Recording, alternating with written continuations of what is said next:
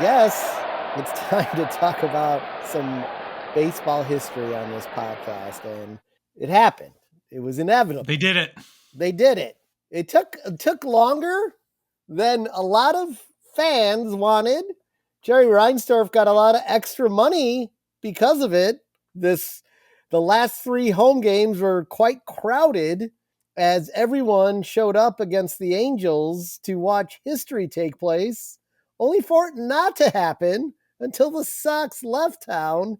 And Detroit's like, let's just beat these fuckers down and then we can rest some people the next 2 games. And that's exactly what happened. I saw somebody call it White Sox go maximum White Sox by Yeah. getting booed for winning games at home.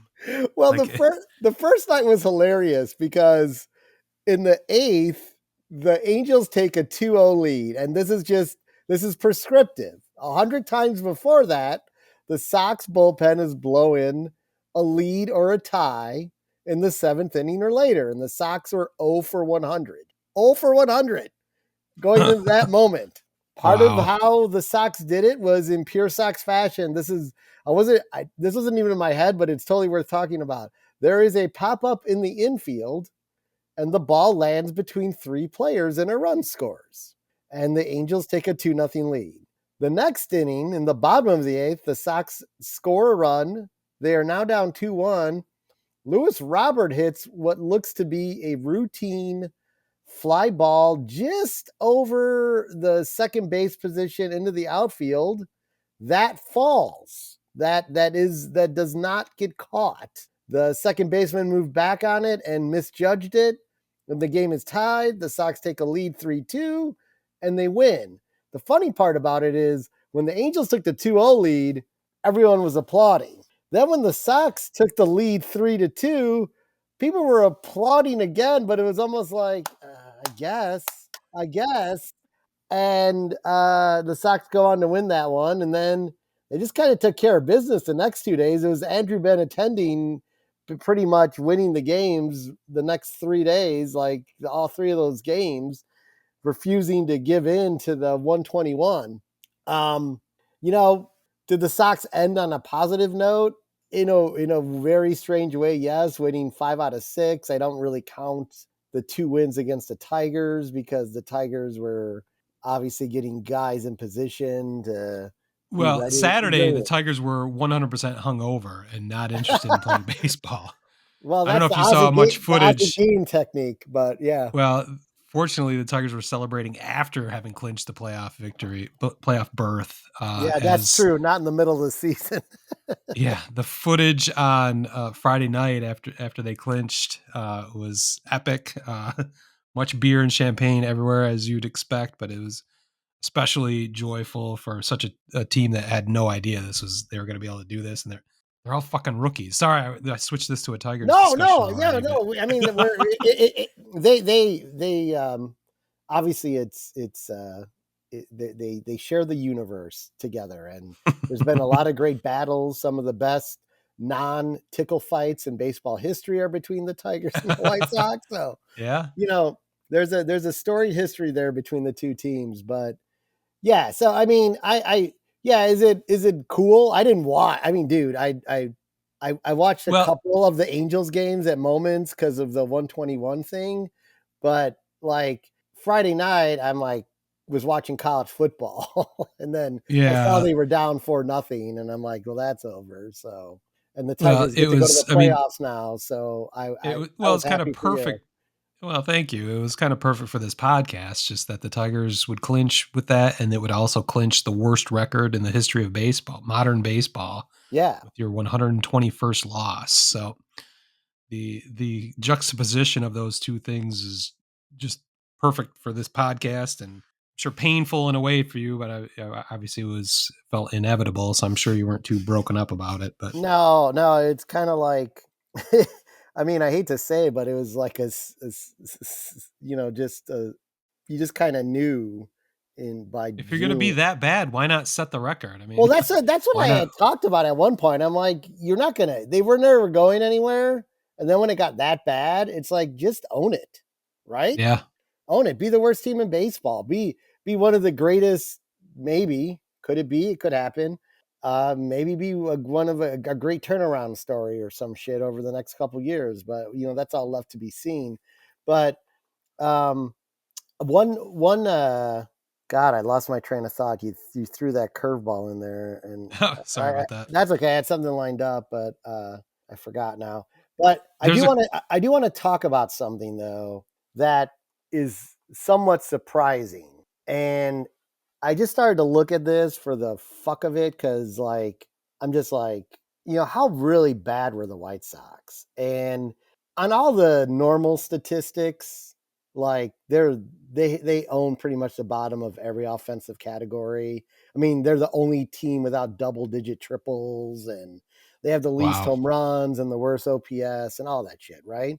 But there's those other things we all look at throughout the year, whether it's to make us feel better, and obviously I need to make myself feel better.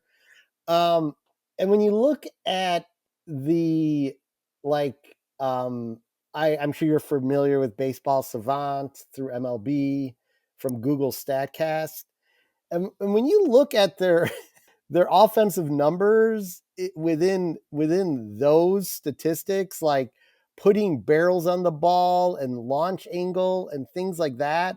One, the Cleveland Guardians, who are in the playoffs, are dead last in every one of those categories. Just the Sox are not. That's nuts. A Yes, 90 win team. Yeah. yeah, a 90-win team. Um, Launch angle sweet spot. Your Detroit Tigers were number 6 this year. The White Sox were 20. They were not the worst team for hitting the ball on the right part of the bat and having the correct launch angle to get an extra base hit. Wow. Like, that is mind-numbing to me. Hmm. And they did score runs. The problem was the bullpen did always let up more runs than whatever they scored. Right. They It were not seemed scoring. inevitable Yeah. if you had a lead going into the 8th or 7th, 8th or ninth, your bullpen was going to shit it away somehow. That just we talked about that before the season started because you didn't have a bullpen to, Yeah. to lean on, and that played out. So Even not easy to crazier. win games when you can't close them out. Yeah. So Even crazier. This seems unfathomable to me. They are number 5 in the league in launch angle sweet spot percentage. So they are the 5th best team. The number 1 is the Dodgers, number 2 is the Padres, 3 was the Twins, 4 was the Rockies, 7 was Orioles, 8 was Rockies. Tigers. Okay. Yeah, 8 was the Tigers. Wow. So they were, when they made contact, again, 34.5% of the time was exactly the right part of the bat. I just bring this up that there's other things that are probably a little bit easily fixed through possible acquisitions, even though Chris Getz and Jerry's letter, which we'll get to in just a minute or two, Yeah. kind of conflict each other. But there's some things that can be fixed through some free agents, which would be the concerning bullpen situation they had. Yet they were still not the worst bullpen in baseball, nor were they the worst starting pitchers in baseball. So that's like all the things that are crazy to me, that it came down to Pedro Grifol. And I hate to just pin this completely on this guy. I don't really hate it, but like, he was just a shitty manager with a shitty coaching staff that did not hold the players accountable. That's it. And it started kind of with the second season of La Russa, and it just continued onward. And it was something that got out of control to the point of this is just obviously my opinion, to this season. Because statistically, in things of like doing things right, they did a decent amount of things right. They just are either a combination of bad luck, or like, hit it where they ain't and kept hitting it where they were, and you know just really poor managing because their defense continued to be a problem, and Well, and the bullpen situation. So you put I all think three of there's those things together and it's a fucking disaster. I think overarching all of that is the culture. Yeah, There's a that serious too. Yes, culture issue, and 100%. I think there's only one person to point to blame for that, and that's owner Jerry Reinsdorf, who had some things to say to to you, the fans? Well, let me just, I'm not going to read this whole fucking piece of shit, but I want to read the opening paragraph. To White Sox fans, by all measures, our on the field performance this season was a failure. Whoa, newsflash. As the leader of this organization, that is my ultimate responsibility. There are no excuses. All right. So Jerry has been receiving some backlash that he did not take responsibility for anything, but he kind of does there. He does, He says it's his responsibility and for it what falls it's on worth. him. Yeah, there's no excuses. After that, it's just a lot of what's a term that's escaping my mind right now? Bullshit. Yeah, bullshit. But what's the is it fodder or it's all noise. It's like Yeah. listening to the teacher in Charlie Brown talk. And I gotta read a couple sentences about how Chris Getz has been doing moves immediately within the organization and actually, putting an analytics department together, possibly. I don't know. Um, That's interesting. He brings that up because he has famously said he is against analytics, which is yeah, hilarious. which is perfect for Uh, LaRussa. yeah. But So now they're going to change it all. yeah, they're going to change it all now. It took 121 losses. They did. Oh, that's what I was going to say before. They did do one thing I didn't think they were even going to make it to. They got over 40 wins. So thank you, Yeah. Tigers, for making the playoffs and not playing for You're anything. welcome. Yeah, I know. You got You're us to welcome. you let us have 41 wins. 41. 41. Who'd have thunk?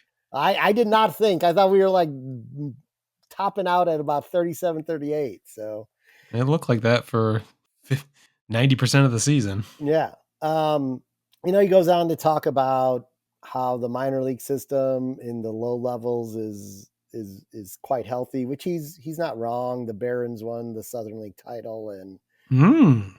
Kannapolis reached the finals of the Carolina League, but those guys That's are a that's a that's big change because yes. I've heard like Matt Spiegel bring this up on Hit and Run on Sundays on the Score for years, for 4 or 5 years. The White Sox minor league teams have been finishing in the bottom of their leagues, which you're not really playing to win those games. Those are clearly development teams. Or wins and losses aren't nearly as impactful or wanted or necessary in those leagues, but it's also telling when all of your organization is at the bottom of all of those leagues.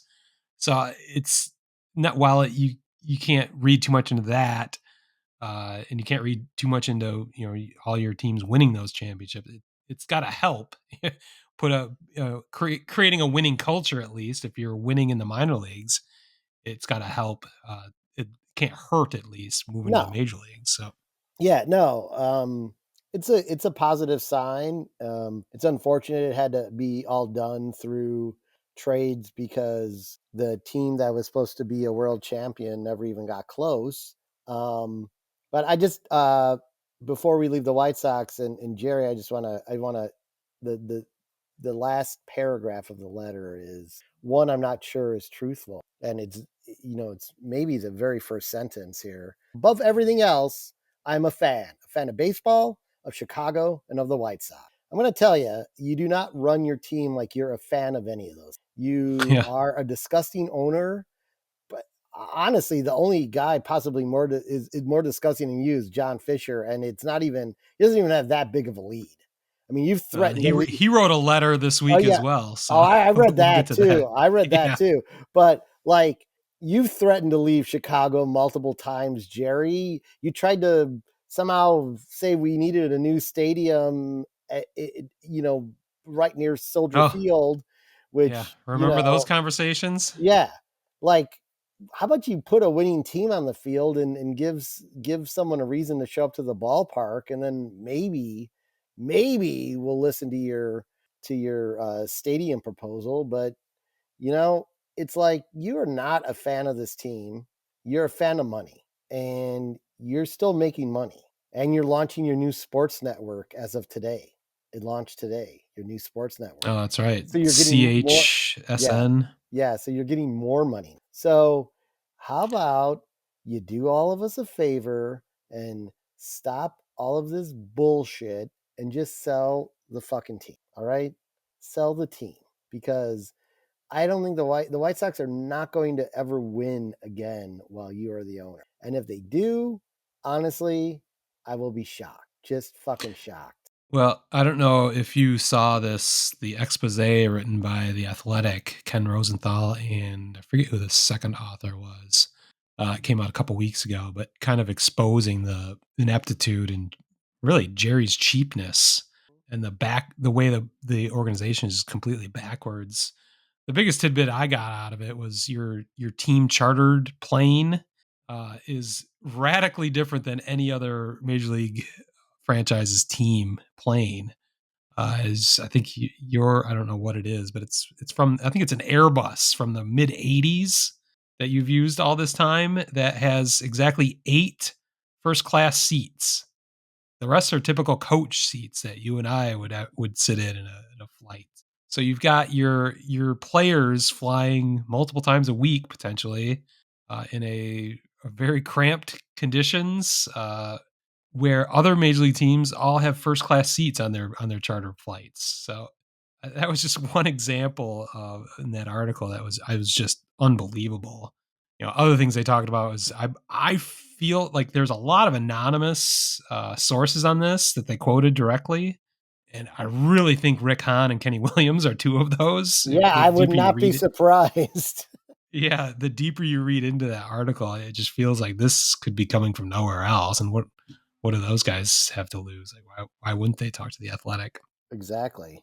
The main thing they talked about, which is kind of getting back to our original conversation, is I don't remember knowing this for sure. I was looking back at some of our videos discussing it when just before Tony La Russa was mysteriously hired out of the blue, but we didn't really know who the White Sox were interviewing. It was kind of a mystery, and I, I'm I guess I can't remember exactly how this played out, but I'm not sure that we knew that they were even going to go after AJ Hinch, which No, seemed we to make, didn't. It was speculation, but well, because it was logical. The White Sox were definitely the best team set up going at that point going forward for any managerial candidate. You had the opening and you had the young roster that looked like it was poised to go on multiple playoff runs. And AJ Hinch became available because of the Astros cheating scandal. And it seemed like a perfect match. And I think both you and I agreed he should be the next White Sox manager. This article confirmed that they had an interview scheduled with AJ Hinch, and that interview was canceled oh my by the owner.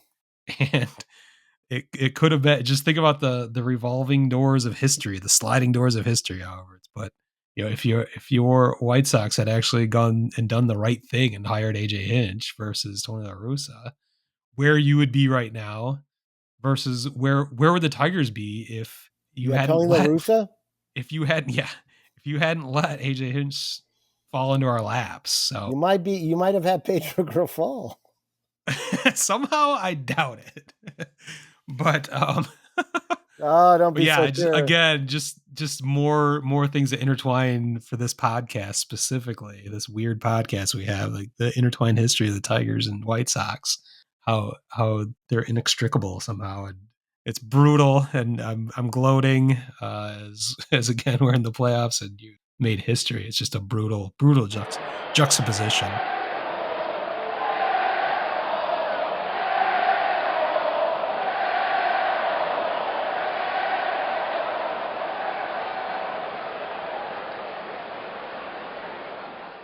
Word Hole Media.